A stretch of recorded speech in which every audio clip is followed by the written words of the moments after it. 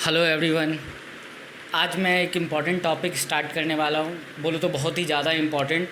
जिससे क्या हुआ है कि है ना, जिनके नाम पर बहुत बड़ा मतलब फिज़िक्स से क्या हुआ, एक पोर्शन ऐड हो गया। ठीक है। और बहुत सारे बच्चे क्या होता है, इससे घबराते भी हैं, और बहुत सारे बच्चे कंफर्टेबल भी होते हैं जिनको क्या फ़िज़िक्स इंटरेस्टेड है, मतलब फ़िज़िक्स में जिसको इंटरेस्ट है। ठीक है। देखो फिज़िक्स क्या होता है, बेसिकली स्टडी ऑफ नेचर होता है। तो आइंस्टीन ने भी कहा है क्या कि है ना, अगर वो जो स्टडी है या जो फिज़िक्स है, ये अगर तुम्हें मान लो है ना, मतलब नेचर या गॉड के करीब ना ले जाए तो वो क्या होता है, मतलब उतना ज़्यादा इफेक्टिव नहीं है फिर उतना स्टडी। ठीक है। तो देखो इसमें क्या होता है, आज हम लोग देखने वाले जो टॉपिक है ये 9th का टॉपिक है, और ये 11th में भी बहुत ज़्यादा यूज़ होता है। अभी जो देखेंगे, अभी बेसिक देखेंगे, और 11th में जब 11th चैप्टर में देखेंगे तो उसमें थोड़ा न्यूमेरिकल्स पोर्शन ज़्यादा हो जाएगा। ठीक है। तो अभी स्टार्ट करते हैं अपन, क्या है, न्यूटन्स लॉ ऑफ मोशन। ठीक है। तो न्यूटन साहब ने जो लॉ दिया, बेसिकली 3 लॉ दिया, उसको क्या कहा गया, न्यूटन लॉज ऑफ मोशन, वही अपन देखने वाले हैं। अब देखो सबसे बड़ी बात क्या है, स्टार्ट करने से पहले मैं बता दूं, ये लॉ है। लॉ मतलब कानून है, इसको मतलब तुम्हें जो न्यूटन साहब ने बोला इसको मानना पड़ेगा। ये क्या है, सेवरल टाइम्स ऑफ क्या एक्सपेरिमेंट करने के बाद आया, तो इसको अपने को मानना पड़ेगा, तभी अपन आगे जा कर के इससे बेस्ड न्यूमेरिकल्स या इसके जो इफ़ेक्ट है प्रैक्टिकल लाइफ में वो अपन ऑब्जर्व कर सकते हैं, उसको मतलब कोरिलेट कर पाएंगे। ठीक है। तो इसको देखते हैं एक एक करके। सबसे पहली बात क्या है, इसमें देखेंगे क्या कि फोर्स क्या होता है। तो देखो फोर्स क्या होता है, force is a push or pull which changes or tends to change the state of rest or uniform motion. ठीक है। Or direction of motion of any object is called force. ये तो क्या हुआ, डेफिनेशन हुआ।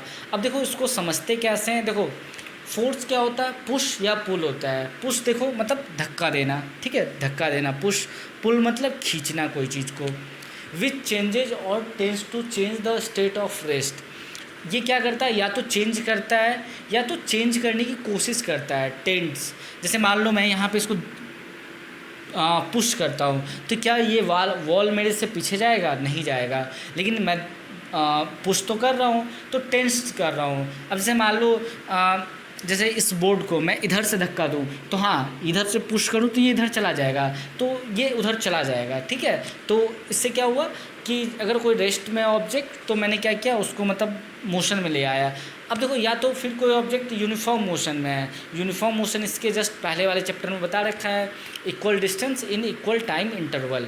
तो उसको क्या कहते हैं, यूनिफॉर्म मोशन। मतलब जैसे मान लो 5 मीटर पर सेकेंड यूनिफॉर्म स्पीड है, हर 5 मीटर 1 सेकेंड में ट्रैवल करेगा। ठीक है, हर 5 मीटर 1 सेकेंड में। और डायरेक्शन ऑफ द मोशन, अब देखो फोर्स क्या होता है, डायरेक्शन जो होता है ना मोशन का, उसको भी चेंज कर देता है। उसको भी अपन एग्जाम्पल के थ्रू देखेंगे अभी आगे लेक्चर में।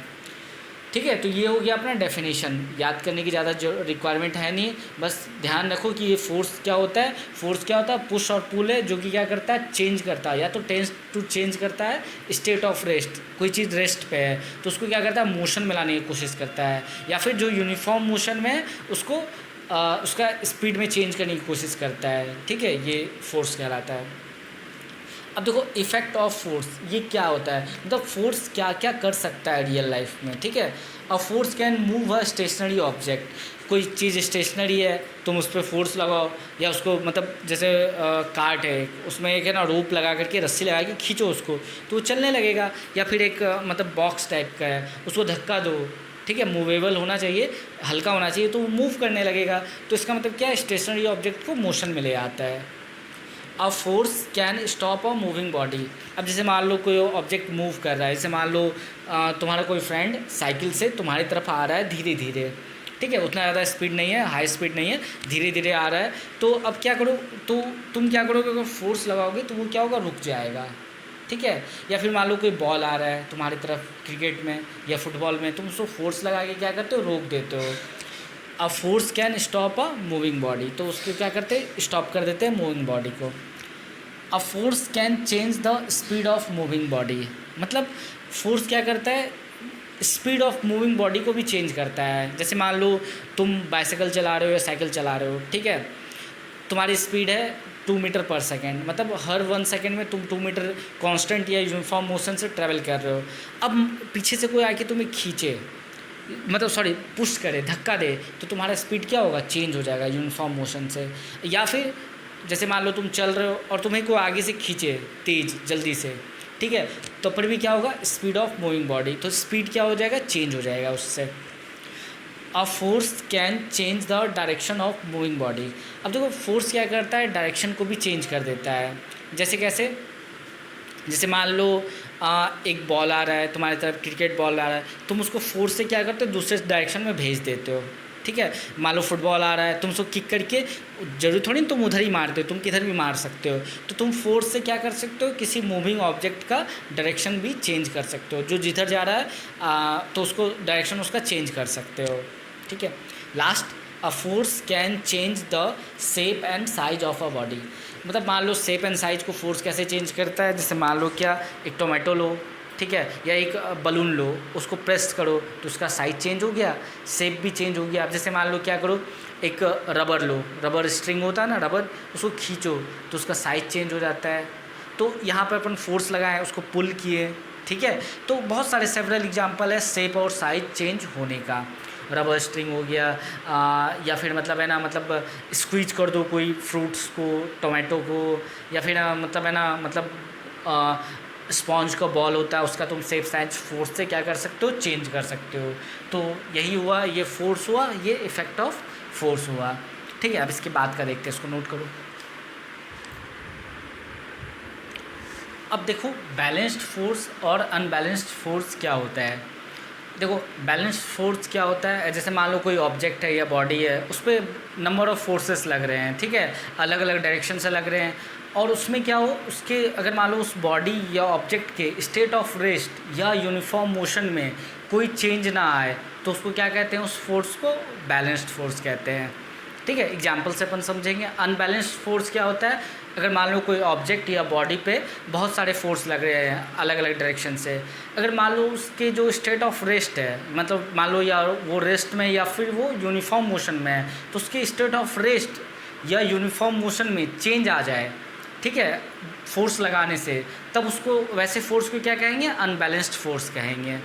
अब देखो उसको समझते कैसे हैं। जैसे मान लो बैलेंस्ड फोर्स में बता रहा हूँ, जैसे मान लो ये ऐसे कोई ब्लॉक रखा हुआ है, ठीक है, ब्लॉक है, ये क्या बना रखा है, ये बना रखा है सरफेस, सरफेस को ऐसे डिनोट करते हैं। अब ब्लॉक पे क्या है, जैसे मान लो कोई पर्सन है, वो इस पर इधर फोर्स लगा रहा है 10 न्यूटन। अब तो मैं बता दूं कि फोर्स की यूनिट क्या होती है, ऐसा यूनिट न्यूटन, 10 न्यूटन। और कोई दूसरा पर्सन है, वो भी इधर कितना लगा रहा है, 10 न्यूटन, ठीक है। अब बताओ क्या ये ब्लॉक पहले रेस्ट पे था, इनिशियली क्या था, रेस्ट पे था, मूव नहीं कर रहा था, अब क्या मूव करेगा, नहीं करेगा। मान लो इधर से 100 न्यूटन लगा देते हैं, इधर से भी 100 लगा देते हैं, मूव करेगा, नहीं। 25 लगा दो, इधर से भी उधर से भी, मूव करेगा, नहीं, ठीक है। तो ये क्या है, बैलेंस्ड फोर्स है। यहाँ पे क्या है, फोर्स एक दूसरे को बैलेंस कर रहा है। दूसरा केस, अगर मान लो यही ब्लॉक, ये वाला जो ब्लॉक है, ये 5 मीटर पर सेकेंड से मूव कर रहा है इधर, ठीक है, इधर मूव कर रहा है 5 मीटर पर सेकेंड से, यूनिफॉर्म स्पीड, मतलब equal distance and equal time interval. अब क्या है, वही दो पर्सन उसको वापस से कोई प्रेस कर रहा है। अब बताओ इधर का फोर्स एक दूसरे को क्या कर देगा, कैंसिल। तो ये 5 मीटर पर सेकेंड से यूनिफॉर्म मोशन से मूव करता रहेगा। तो ये क्या हो गया, बैलेंस्ड फोर्स हो गया। अब देखो अनबैलेंस्ड फोर्स, मान लो जैसे ये कोई ब्लॉक है, अब क्या हुआ, ये रेस्ट पे है इनिशियली, ठीक है। अब इधर से एक फोर्स लगाया गया 100 न्यूटन, ठीक है, और इधर से फोर्स लगाया गया 50 न्यूटन। अब ये बताओ इस पर जो नेट फोर्स है, रिजल्टेंट फोर्स जिसको कहते हैं, नेट फोर्स, रिजल्टेंट फोर्स, वो कितना हुआ। मान लो 50% इधर से धक्का दे रहा है इसको, 50%, और 100% इधर से दे रहा है, तो मान लो जैसे सारे पर्सन क्या है, फोर्स बराबर है, तो जो 50% इधर के हैं, वो इसके 50% को क्या कर देगा, फोर्स को कैंसिल आउट कर देगा, अपोजिट डायरेक्शन में। और जो इधर जो 50% है, वो इस ब्लॉक को उधर धक्का देगा। तो नेट ये जो रेस्ट से क्या हो जाएगा, मोशन में आ जाएगा, ठीक है, स्टेट ऑफ रेस्ट से मोशन में आ जाएगा। तो ये ऐसे फोर्स को क्या कहते हैं, अनबैलेंस्ड। अब मान लो जैसे यही है, इसको 5 मीटर पर सेकेंड से मूव करा दो या फिर 10 मीटर पर सेकेंड से मूव करा दो, ठीक है, तब पर भी ये क्या रहेगा, अनबैलेंस्ड ही रहेगा। 10 मीटर पर सेकेंड से मूव कर रहा था, 50 न्यूटन नेट फोर्स इधर है, समझ रहे हो ना, 100 नहीं 50 न्यूटन है, 50 तो इधर से लग रहा है। तो ये क्या करेगा, 10 मीटर पर सेकंड से इसके यूनिफॉर्म स्पीड को बढ़ा देगा। मतलब 10 मीटर पर सेकंड से हो सकता है कुछ टाइम पे क्या हो जाए, 11 हो जाए, 12 हो जाए, 13 हो जाए, ऐसे। क्यों, क्योंकि नेट फोर्स इधर से क्या लग रहा है, अनबैलेंस्ड लग रहा है। तो ये बेसिकली क्या होता है, बैलेंस्ड और अनबैलेंस्ड। अब जैसे मान लो एक book resting on the table, जैसे मान लो एक मार्कर है, ये मेरे हाथ पे रखा हुआ है, ये क्या बैलेंस्ड है। मतलब जितना इस पे ग्रेविटेशनल फोर्स नीचे लगा रहा है उतना ही सरफेस इस पर क्या लगा रहा है, नॉर्मल। ये सब मैं सारी बातें बताऊंगा बाद में। अभी क्या है, ये कहीं मूव कर रहा है नहीं, तो ये क्या रेस्ट में है। वैसे ही a person holding a briefcase, जैसे मान लो कोई प्लेटफॉर्म पे या एयरपोर्ट पे एक पर्सन ब्रीफ केस पकड़े हुए है, ठीक है, तो यहाँ पे क्या है, उसका फोर्स बैलेंस हो रहा है। उसको नीचे कौन खींच रहा है, अर्थ, और पर्सन उसको ऊपर हाथ लगा के मस्कुलर फोर्स लगा के खींच रहा है। तो यहाँ पे क्या है, बैलेंस्ड फोर्स है। तो देखो एक बार मैं डेफिनेशन रीड करता हूँ। If a number of force acting on an object does not produce any change in its state of rest or uniform motion, यही बताया, उसके स्टेट ऑफ रेस्ट या यूनिफॉर्म मोशन में कोई चेंज ना आए अगर फोर्स लग रहा है, तो उसको क्या कहते हैं, balanced. Unbalanced force, if a number of forces acting on an object produces a change in its state of rest और uniform motion, मतलब ऐसा फोर्स जो कि है ना उसके स्टेट ऑफ रेस्ट या यूनिफॉर्म मोशन में चेंजेस ला दे, स्टेट ऑफ रेस्ट से मोशन में ला दे, और यूनिफॉर्म मोशन है तो नॉन यूनिफॉर्म एक्सेलरेटेड कर दे, उसको क्या कहते हैं, अनबैलेंस्ड। जैसे मान लो इस मार्कर को मैंने ड्रॉप कर दिया यहाँ से ऐसे, ठीक है, अब क्या ये तो नीचे आएगा, इसके ऊपर से कोई फोर्स नहीं लग रहा है इसको ऊपर ले जाने के लिए, अपने आप नीचे आ जाएगा। क्यों, क्योंकि अर्थ का क्या लग रहा है, ग्रेविटेशनल फोर्स लग रहा है। इसको नोट करो।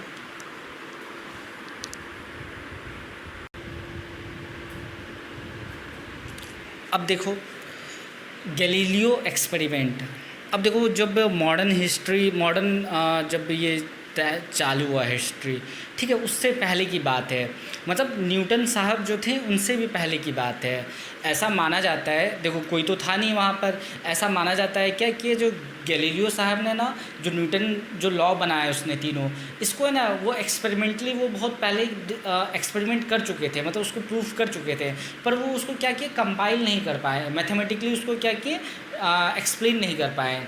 उसके बाद वो चल बसे हैं, ठीक है। तो उन्होंने गैलीलियो ने एक एक्सपेरिमेंट किया। अब देखो पहली बात क्या है कि अरिस्टोटल के टाइम से, अरस्तु जो था ना, बहुत बड़े फिलोसफर थे, ठीक है, यूरोप में। तो उन्होंने क्या बोला कि कोई भी ऑब्जेक्ट का यूनिवर्सल स्टेट क्या है, रेस्ट है। मतलब कोई भी ऑब्जेक्ट है वो हमेशा रेस्ट पे ही रहेगा। जैसे मान लो मैं चल रहा हूँ, कभी ना कभी तो रुकूंगा ही। एक बॉल है, फुटबॉल, उसको किक करो, ठीक है, तो वो रुक जाएगा थोड़ी देर बाद जा करके।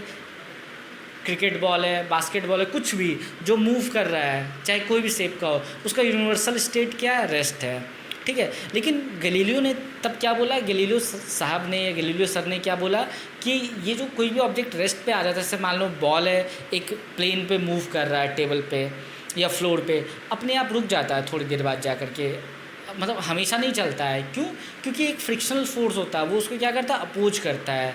इसका मतलब क्या है कि ऐसा नहीं कि हर कोई ना मतलब यूनिवर्सल रेस्ट पे ही रहता है, उसको एक अपोज करता है फोर्स। तो फ्रिक्शन फोर्स का डिस्कवरी इस टाइम हो चुका था, ठीक है।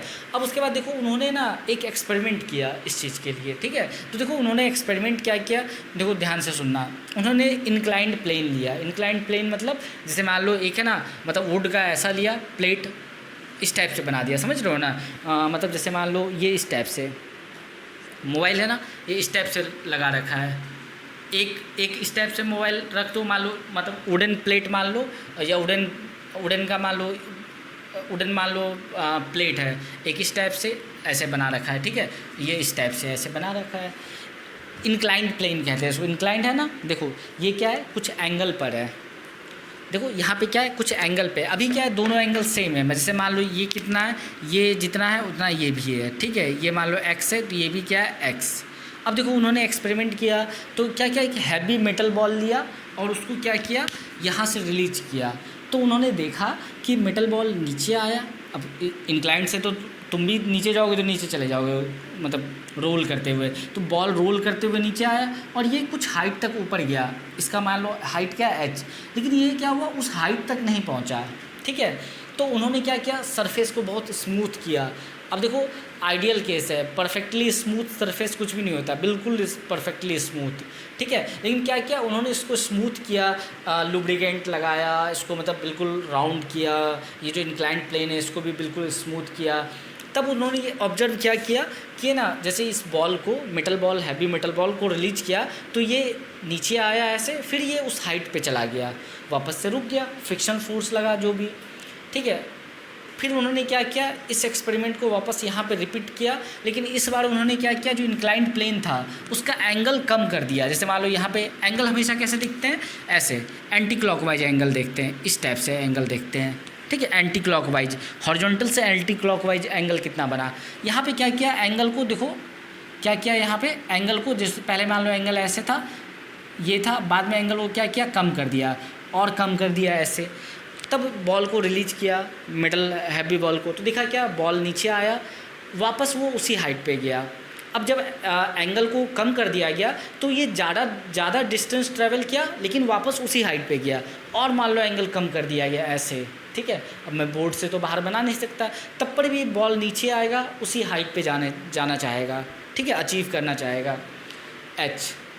ठीक है, अब देखो फिर उन्होंने क्या किया, इंक्लाइंड प्लेन का एंगल को ये देखो कम करते करते करते करते 0 डिग्री कर दिया। ठीक है, बिल्कुल स्ट्रेट।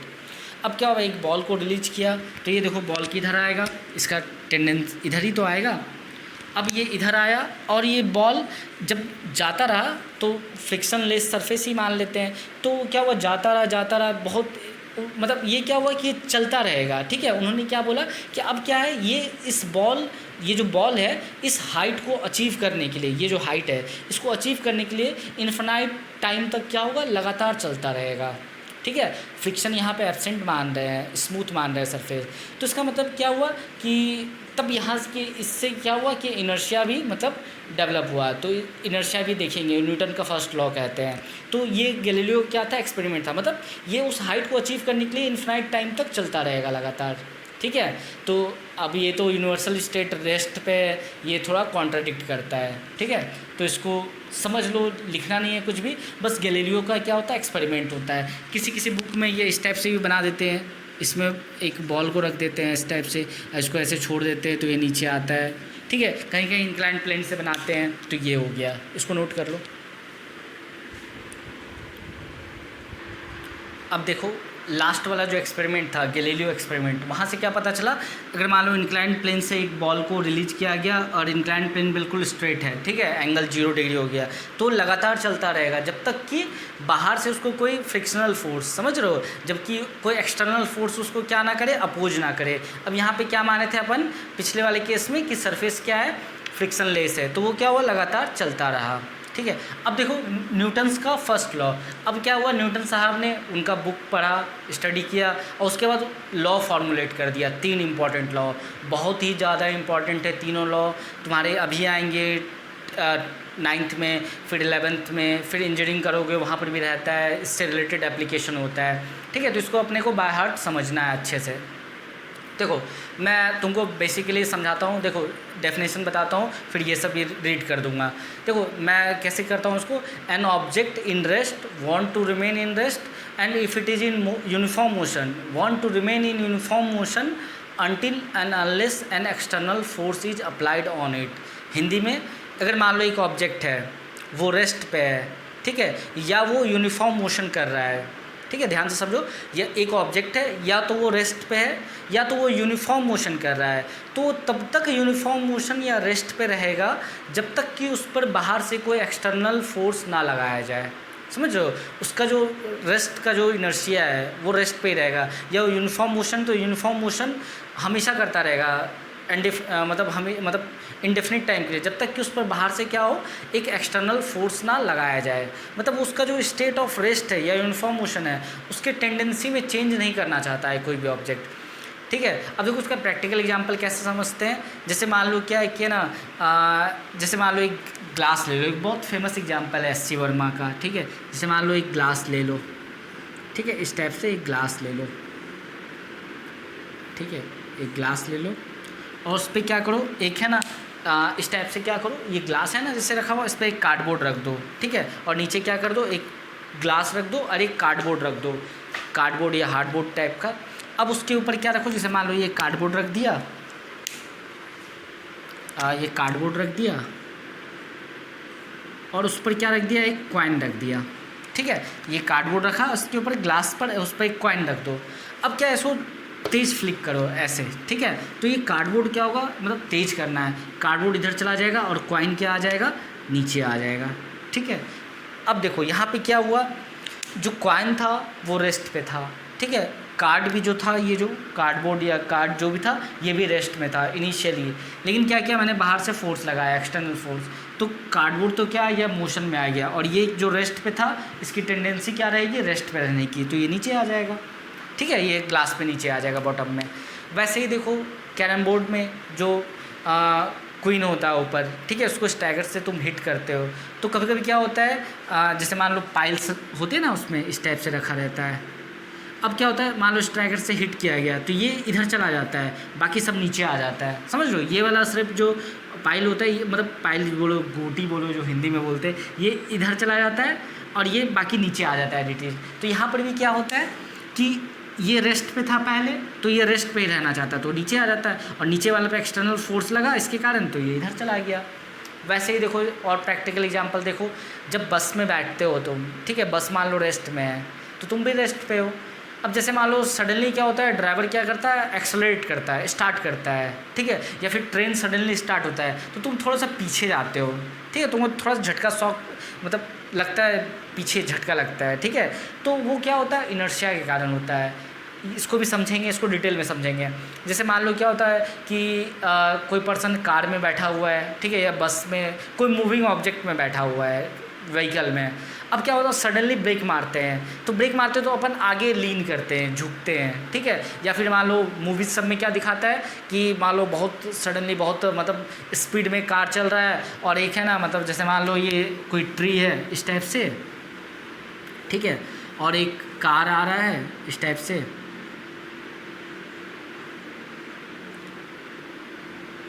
ये कार बनाया।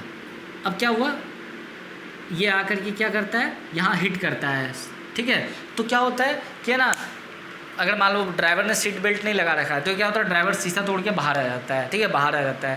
तो इसलिए क्या बोलते हैं, सीट बेल्ट लगाना चाहिए। वहाँ पे क्या होता है, यहाँ पर भी क्या होता है, देखो पहले कार और ड्राइवर या पर्सन जो भी है वो क्या था, मोशन में था, सडनली ये इसको हिट किया ट्री को, तो ये क्या हो गया, रेस्ट में आ गया, लेकिन अपना जो बॉडी है वो क्या चाहेगा, मोशन में रहना, बस बाहर निकल जाएगा, ठीक है।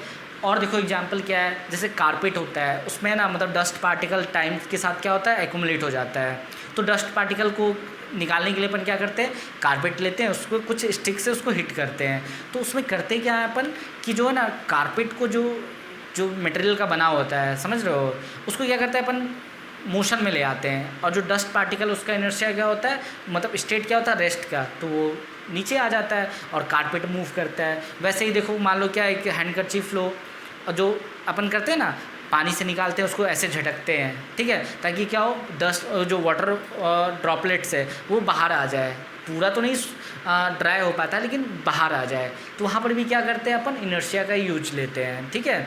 तो देखो इनर्शिया जो होता है, जो न्यूटन का फर्स्ट लॉ है, इसको क्या कहते हैं, लॉ ऑफ इनर्शिया कहते हैं अपन, ठीक है, मतलब टेंडेंसी ऑफ ऑब्जेक्ट उसको अपने स्टेट को चेंज ना करना। मतलब जैसे देखो होता है क्या ना, जैसे मान लो इंडिया में क्या है कि ना, करप्शन बहुत ज़्यादा है, ठीक है, नीचे के लेवल पे करप्शन बहुत ज़्यादा है। अब क्या ऊपर में जो प्राइम मिनिस्टर या फिर जो मान लो लीडर है, अब क्या उसने कुछ मतलब कोई चीज़ मतलब दिया कि है ना, चलो ठीक है, ऑफिसर को, ब्यूरोक्रेट्स को दिया कि तुम नीचे पहुंचा दो, तो करप्शन इतना ज़्यादा है कि है ना, वो नीचे तक आता ही नहीं है जल्दी, जो एडवांटेज या बेनिफिट्स है वो नहीं आ पाते हैं। अब इसको तुरंत सडनली अपन चेंज नहीं कर सकते, क्योंकि कोई भी ऑब्जेक्ट जो या ह्यूमन टेंडेंसी क्या होता है, वो चेंज को अपोज करता है। तो अपने कंट्री का क्या है, इनर्शिया है, वो तुरंत नहीं चेंज हो सकता, उसमें क्या लगेगा, टाइम लगेगा। मतलब कि थोड़ा टाइम लगेगा कि है ना, हाँ इतने टाइम बाद है ना सबके नेचर में धीरे धीरे चेंज आएगा। तो इनर्शिया धीरे धीरे क्या होगा, तब जो पूरे कंट्री का इनर्शिया क्या होगा, चेंज होगा। अब देखो इनर्शिया जो होता है बेसिकली मास पर डिपेंड करता है। मतलब जैसे मान लो दो ऑब्जेक्ट है, एक ये इतना बड़ा मतलब बहुत हैवी है और एक बहुत छोटा ऑब्जेक्ट है, ठीक है। एक ये ऑब्जेक्ट है, ये ऑब्जेक्ट है, ठीक है। ये बहुत हैवी है, ये बहुत मतलब लाइट है। तो किसका इनर्शिया को डिस्टर्ब करना आसान रहेगा, मतलब किसको मूव करना स्टेट ऑफ रेस्ट से उसको मतलब डिस्टर्ब करना इनर्शिया के मतलब ईजी रहेगा। ऑफ कोर्स कम मास वाले को, ज़्यादा मास वाले का इनर्शिया ज़्यादा होगा, उसे तुम्हें ज़्यादा एफर्ट लगाना पड़ेगा, तब उसका स्टेट ऑफ रेस्ट को क्या करेंगे अपन, डिस्टर्ब कर पाएंगे। तो इनर्शिया डायरेक्टली प्रोपोर्शनल क्या होता है, मास के होता है, ये चीज़ ध्यान रखना है। अब देखो इनर्शिया जो होता है 3 टाइप्स का होता है, एक होता है इनर्शिया ऑफ रेस्ट, एक होता है इनर्शिया ऑफ मोशन, एक होता है इनर्शिया ऑफ डायरेक्शन, ठीक है। उसको भी अपन देखेंगे। तो अब देखो डेफिनेशन में देख लेता हूँ। Every body remains in its state of rest or uniform motion in a straight line unless it is compelled by some external force। मतलब कोई ऑब्जेक्ट रेस्ट या यूनिफॉर्म मोशन में ही रहेगा एक स्ट्रेट लाइन में, जब तक कि उसको बाहर से एक एक्सटर्नल फोर्स के द्वारा कंपेल्ड ना किया जाए, ठीक है। यही लिखा हुआ है। Definition of inertia, Newton first law को ही क्या कहते हैं, लॉ ऑफ इनर्शिया कहते हैं। अगर मान लो लॉ ऑफ इनर्शिया है तो न्यूटन फर्स्ट लॉ लिख दो।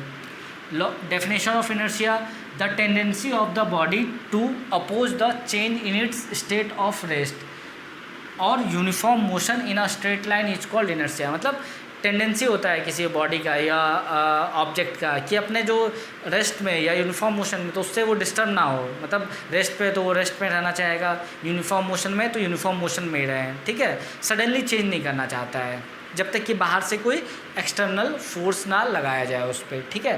तो अब देखो inertia of rest, inertia of motion, inertia of direction मैं बस बोल देता हूँ, लिखने की ज़्यादा रिक्वायरमेंट नहीं है। इनर्शिया ऑफ रेस्ट क्या होता है, इनर्शिया ऑफ रेस्ट क्या होता है, मतलब अगर रेस्ट पे ऑब्जेक्ट है तो वो रेस्ट पे ही रहना चाहेगा, ठीक है। जैसे इस वाले केस में, कैरम बोर्ड वाले केस में, ठीक है, डस्ट पार्टिकल वाला केस में, क्लोथ से वाटर वाले केस में, या फिर मान लो जैसे एक है ना मतलब ब्रांच में, जैसे मान लो यहाँ पे क्या है, कोई ब्रांच है और इसमें क्या है, एक है ना मैंगो है, ठीक है। इस टाइप से मान लो कुछ मैंगो है, तो क्या होता है, आप देखो जब विंड चलता है बहुत तेज़ तो शेक होता है ब्रांच, तो ठीक है हिलता है। तो क्या होता है कि ये जो फ्रूट है ना, ये चाहता है कि क्या अपने रेस्ट, जो इनिशियल क्या था रेस्ट में था जबकि हवा नहीं चल रहा था, तो वो रेस्ट में रहना चाहता है। लेकिन उसके ऊपर का जो ये मान लो रेस्ट पे रहा, ऊपर के जो डाल है, जो ब्रांच है, वो शेक करने लगता है विंड के कारण, स्टॉर्म के कारण, तो क्या होता है डिटैच हो जाता है, तो नीचे आ जाता है, ठीक है। अब देखो एक तो इनर्शिया ऑफ रेस्ट के बहुत सारे एग्जांपल बता दिया। इनर्शिया ऑफ मोशन में क्या होता है, जैसे मान लो कार वाला एग्जांपल, मोशन तो मोशन में ही रहना चाहेगा, ठीक है। अब देखो होता है क्या है, जैसे मान लो बस में अपन बैठे रहते हैं, ठीक है, तो जैसे बस स्टार्ट होता है तो अपन थोड़ा सा पीछे जाते हैं। ये क्यों जाते हैं अब समझो। देखो पहले हम लोग रेस्ट में थे, अपना जो बॉटम है वेस्ट के नीचे वो भी रेस्ट में था। अब क्या होता है, जैसे बस मोशन में आता है तो अपना जो लोअर पोर्शन है, वो जो सीट पे बैठे हैं वो मोशन में आ जाता है, लेकिन अपना जो अपर पोर्शन है वो रेजिस्ट करता है चेंज को, ठीक है। वो चाहता है रेस्ट पे रहे तो थोड़ा सा पीछे रह जाता है, लेकिन क्या है अटैच है बॉडी तो जाना पड़ता है आगे, ठीक है। यही चीज़ होता है जब मान लो सडनली ब्रेक होता है तो आगे लीन करते हैं, ठीक है। यही वाला कंसेप्ट है। Inertia of rest, inertia of motion, inertia of direction देखो क्या होता है। जैसे मान लो कोई एक स्टूडेंट है या फिर कोई पर्सन मान लो इस टाइप से, वो क्या कर रहा है, एक है ना स्टोन को लिया हुआ है इस टाइप से, ठीक है। स्टोन को क्या कर रहा है, जैसे मान लो ये क्या है इस टाइप से, देखो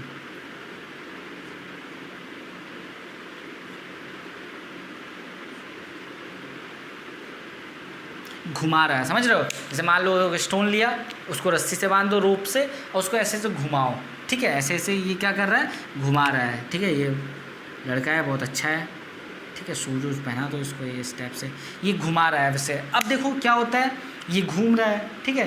अब देखो यहाँ पे क्या है, जो रोप है ना, जो स्ट्रिंग है यहाँ पे, जो स्ट्रिंग है वो क्या कर रहा है, इसके डायरेक्शन को चेंज कर रहा है हमेशा। जैसे मान लो अभी क्या है, इसकी टेंडेंसी है इधर जाने की, लेकिन क्या है इधर टेंशन लगता है, एक फोर्स होता है उसका नाम टेंशन है, वो क्या करता है इसके डायरेक्शन को इधर चेंज कर देता है। फिर यहाँ पे इसकी टेंडेंसी इधर जाने की है, ठीक है, यहाँ पे इसकी टेंडेंसी इधर जाने की है, ठीक है, लेकिन क्या करता है इधर टेंशन लगता है उसको इधर कर देता है। घूमना तो इसको ऐसे है ना, टेंजेंशियली थोड़ी ना जाना है, ये टेंजेंट पाथ कहलाता है।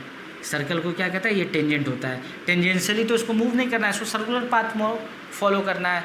तो क्या होता है, जो अंदर फोर्स लगाता है स्ट्रिंग, ठीक है, टेंशन के फॉर्म में, वो क्या करता है इसको घुमाता रहता है। अब देखो क्या करो, किसी एक इंस्टेंट पे ये जो स्ट्रिंग है इसको क्या कर दो, कट कर दो, इस टाइप से क्या कर दो, कट कर दो। तो जैसे मान लो इस इंस्टेंट पे जैसे घुमा रहे हो, इस इंस्टेंट पे कट किए, तो क्या होगा, ये सीधा इस वाला पाथ, ये टेंजेंशियल पाथ लेगा। समझ रहे हो, इसका मतलब क्या हुआ, देखो ये जो इनर्शिया ऑफ डायरेक्शन मैं बता रहा हूँ, ठीक है, इनर्शिया ऑफ डायरेक्शन, इसका मतलब क्या हुआ, ये इस डायरेक्शन में जाने वाला था, जो स्टोन था, ठीक है, इस डायरेक्शन में जाने वाला था, लेकिन क्या हुआ, स्ट्रिंग के कारण ये इधर आ रहा था। अब क्या हुआ, जैसे तुमने स्ट्रिंग को काट दिया तो ये क्या होगा, अपना इनर्शिया ऑफ डायरेक्शन को चेंज नहीं करना चाहेगा, वो जिस डायरेक्शन में रहेगा उसी डायरेक्शन में चला जाएगा। जैसे मान लो ऐसे से घुमा रहे हो और छोड़ दो या कट कर दो सडनली, तो वो टेंजेंशियली पाथ लेगा, वो अपना डायरेक्शन को चेंज नहीं करेगा। वैसे ही तो होता है, जैसे मान लो कार पे है ना, कार में बैठे हो, ठीक है, और एक टर्न आया, जैसे मान लो ये इस टाइप से रोड में टर्न है, ठीक है, रोड है ये, इस टर्न है और ये कार है एक, ठीक, इस टाइप से ये कोई कार है, ठीक है, अपर व्यू दिखा रहे हैं। अब क्या हुआ, कार में जैसे मान लो ऐसे और ऐसे टर्न किए, ठीक है, ऐसे किया और ऐसे टर्न किया। अब क्या उसमें मान लो कोई कार में, मतलब उसके जो रहता है ना स्टीयरिंग के पास कोई ऑब्जेक्ट रखा हुआ है, तो जैसे तुम मूव इसको जैसे घुमाओगे, जैसे मान लो ऐसे करके घूमा, तो ये क्या होगा, जब घूमेगा ना तो अपन देखो होता है क्या, कभी कभी अपन भी लीन करते हैं बाहर की साइड, ठीक है, और उसमें जो ऑब्जेक्ट रहता है कार के स्टीयरिंग के आगे में रख दो, तो वो भी है ना जो इनिशियल डायरेक्शन था उधर ही जाने की कोशिश करे। जैसे मान लो ऐसे गया, ऐसे मूव किया, ठीक है, ऐसे, तो जो स्टोन रहेगा या फिर जो स्टीयरिंग पर ऑब्जेक्ट रखे हो वो भी सीधा जाना चाहेगा, वो मुड़ेगा नहीं जल्दी। समझ लो, तो इनर्शिया ऑफ डायरेक्शन वहाँ पे फॉलो कर रहा है, वो जिस डायरेक्शन में मूव कर रहा था उसी डायरेक्शन में रहना चाहता है। तो ये क्या हुआ, इनर्शिया बहुत इंपॉर्टेंट टॉपिक है, ठीक है, इसको वापस से लेक्चर को देखो, नहीं समझ में आता है कमेंट में पूछो, मैं बता दूंगा, ठीक है, और जो समझ में आता है इसको नोट कर लो, ठीक है, एग्जाम्पल याद करने के लिए, और ये मोर देन सफिशिएंट है, ठीक है। और अगर कमेंट है कुछ, मतलब कमेंट करना है तो इम्प्रूवमेंट से रिलेटेड या फिर कोई दिक्कत है तो कमेंट करो, चैनल को शेयर करो, सब्सक्राइब करो, ठीक है, जल्दी जल्दी सब्सक्रिप्शन बढ़ाओ मेरे, और इसको फ्रेंड्स के साथ, रिलेटिव के साथ, कोई बाहर है, ठीक है, तो सबके साथ इसको शेयर करो। Thank you. हाँ, नेक्स्ट लेक्चर में अपन क्या देखेंगे, न्यूटन का सेकेंड लॉ देखेंगे, उससे रिलेटेड न्यूमेरिकल्स देखेंगे और थर्ड लॉ भी देखेंगे, ठीक है।